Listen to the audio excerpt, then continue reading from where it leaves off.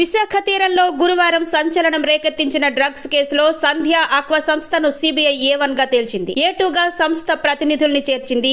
విశాఖలో సంధ్య aqua export private limited పేరుతో వ్యాపారం చేసుకుంటున్న ఆ సంస్థ ప్రతినిధులు కూనంనేని వీరభద్రరావు, సంస్థ భాగస్వామి కోటయ్య చౌదరి పేర్లను సిబిఐ ఉన్నతాధికారులు పర్యవేక్షిస్తున్నారు. వాస్తవానికి కూనంనేనిపై గతంలో మహిళ పట్ల అసభ్యంగా ప్రవర్తించిన సంఘటనలో కేసు నమోదైంది. కోటయ్య చౌదరి వ్యక్తిగత వివరాలపైన సిబిఐ ఆరా తీస్తోంది. వాస్తవానికి ఈ నెల 19నే బ్రెజిల్ నుంచి మిరియాల సరుకుతో కూడిన కంటైనర్ ఒకటి విశాఖకు బయలుదేరింది.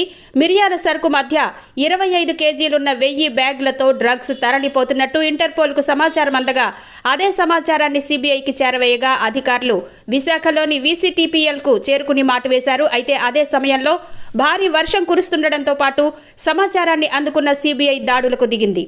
దీంతో అక్కడే ఉన్న సంస్థ ఉపాధ్యక్షులు చైన్ నెట్వర్క్ కలిగి ఉన్న గిరిధర్, పూరి శ్రీకృష్ణమాచార్య శ్రీకాంత్లు సిబిఐ అధికారుల్ని కూడా అడ్డుకున్నారు. వీరికి అంతర్జాతీయ డ్రగ్ మార్కెట్తో సంబంధాలున్నట్టు సిబిఐ తేల్చింది. బ్రెజిల్లోని శాంతా పోర్ట్ నుంచి మిరియాల సరుకుతో కూడిన కంటైనర్ బయలుదేరడం, అప్పటికే అందులో మిరియాల మాటున డ్రగ్స్ సరుకును లోడ్ చేయించిన విషయాన్ని ఇంటర్పోల్ ద్వారా సిబిఐకి సమాచారం అందింది. సంధ్య ఆక్వాకు విశాఖలోని లాసన్స్ బే కాలనీలో ఓ కార్యాలయం కూడా ఉంది.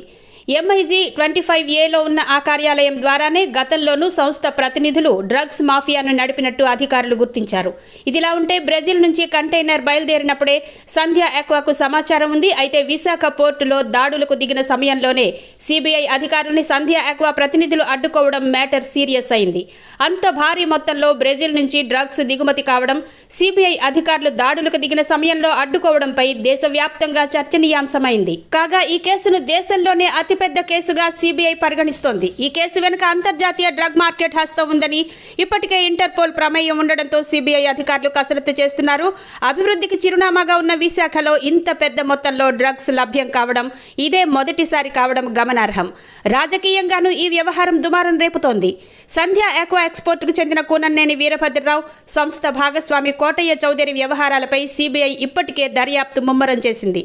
ఈ సంస్థ కరోనా సమయంలో సీఎం రిలీఫ్ ఫండ్కి 50 లక్షలు అందజేశారని తేలడంతో వివిధ కోణాల్లో సిబిఐ దర్యాప్తు చేస్తోంది. ఈ క్రమంలో సంధ్యా సంస్థ ఈడీ కూనం హరికృష్ణ మాట్లాడుతూ ఈ ఏడాది కొత్త ఫీడ్ ఫ్యాక్టరీ ప్రారంభించామని, డైడ్ ఈస్ట్ తమకు ముడి సరుకు అని బ్రెజిల్ నుంచి తెప్పించామని ఆ సంస్థ ఈడీ కూనం హరికృష్ణ కూడా అంగీకరించారు.